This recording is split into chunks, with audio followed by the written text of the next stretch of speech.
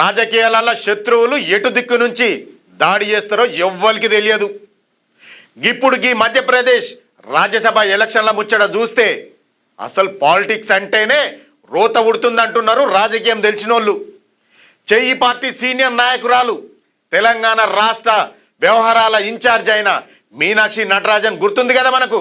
గదే ఓ సంచి భుజాన వేసుకొని నడుచుకుంటా రైళ్లల్లో తిరుగుకుంటా వస్తుంది కదా.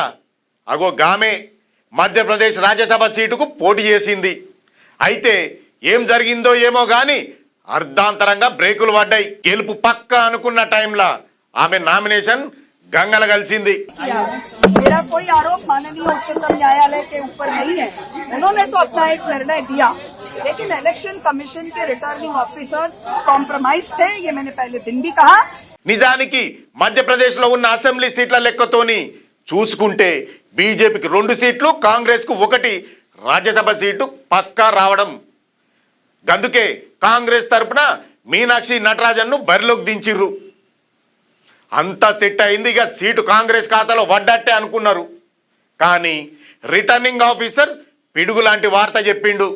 ఆమె ఇచ్చిన ఎలక్షన్ అఫిడవిట్ల క్రిమినల్ కేసుల ముచ్చట దాచిపెట్టిందని నామినేషన్ పక్కకు పడేసిండ్రు. ఇదంతా ఒకెత్తైతే నామినేషన్ రిజెక్ట్ కాకముందే మధ్యప్రదేశ్ ముఖ్యమంత్రి మోహన్ యాదవ్ చేసిన కామెంట్లు ఇప్పుడు పెద్ద దుమారమే రేపుతున్నాయి. తమకు కేవలం 2 సీట్లకే బలం ఉంది కానీ మేము 3 సీట్లలో గెలుస్తామని ఆయన ముందుగానే ఎట్లా చెప్పిండనేది ఇక్కడ అసలైన పాయింట్. అంటే ఈ నామినేషన్ రిజెక్ట్ అవుతుందన్న ముచ్చట ముఖ్యమంత్రికి ముందే తెరకనా, లేకుంటే తెర వెనుక ఏదో పెద్ద స్కెచ్ నడిచిందా అని రాజకీయ పండితులు చెవులు కొరుక్కుంటున్నారు. అసలు బలం లేకున్న బీజేపీ 3 క్యాండిడేట్లను ఎట్లా బరిలో దించిర్రు. ఇదంతా చూస్తుంటేనే కాంగ్రెస్ క్యాండిడేట్ పనైపోతుందని ముందే ఫిక్స్ అయినట్టుగా స్పష్టంగా కనిపిస్తుంది.